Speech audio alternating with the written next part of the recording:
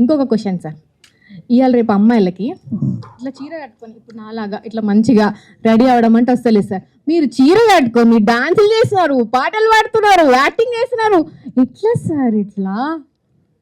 మీరు ఆడవాళ్ళ చీర గురించి, నా గురించి, నా చీర గురించి మళ్ళీ మాట్లాడామనుకో మళ్ళీ నేను అరెస్ట్ చేస్తారు. ఇప్పుడే బయటకు వచ్చా. లేదు సార్, లేదు. సింపుల్గా మంచి క్వశ్చన్ వేయండి.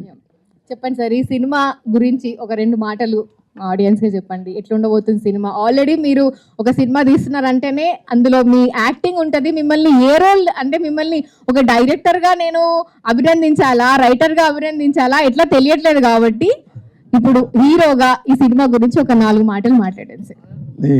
అందరికీ నమస్కారం. ఆపరేషన్ అరుణారెడ్డి. నేను 100 సినిమాలు రాశా రైటర్గా, ఆర్టిస్ట్గా కాకుండా డైరెక్టర్గా 7-8 సినిమాలు చేశాను. ఇది నాకు one of the best screen play story రాయాలని ఒక ఆలోచనతో ఈ సినిమా చేశాను. ఇందులో ఒక్క వల్గర్ కానీ ఆక్వర్డ్ థింగ్స్ కానీ చాలా ఏమీ క్లియర్గా ఆలోచించి మరీ డైలాగ్స్ రాసే సినిమాలో ఇది నాకు బాగా నచ్చిన సినిమా. చిన్న సినిమా.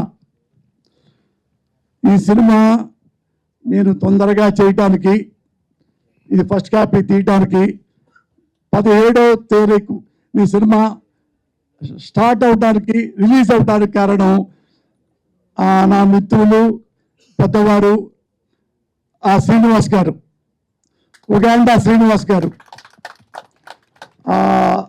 గారు నిర్మాత. నేను ఎప్పుడు ఆయన 15-20 ఏళ్ళ నుంచి నన్ను చూస్తూ ఉన్నాడు. ఎప్పుడు నేను వచ్చినా కానీ, నన్ను చూసినా కానీ నవ్వుతూ సంతోషిస్తూ ఉంటాడు. నేను సినిమా చేస్తున్నాను అనగానే తనే నేను నిర్మాతగా ఉంటా, మళ్ళీ బెస్ట్ ఆఫ్ లక్, సినిమా చేయని ఈ సినిమా ఈ స్థితికి తీసుకొచ్చాడు.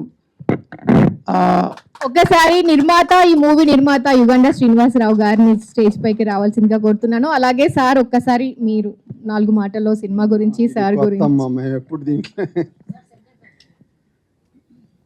సార్ చెప్పండి సార్. మాకు గురువు గారు 15-20 సంవత్సరాల నుంచి కలిసి తెలిసిన అతను.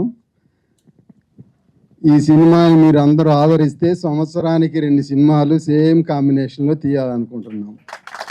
సంవత్సరానికి మినిమం 2 సినిమాలు.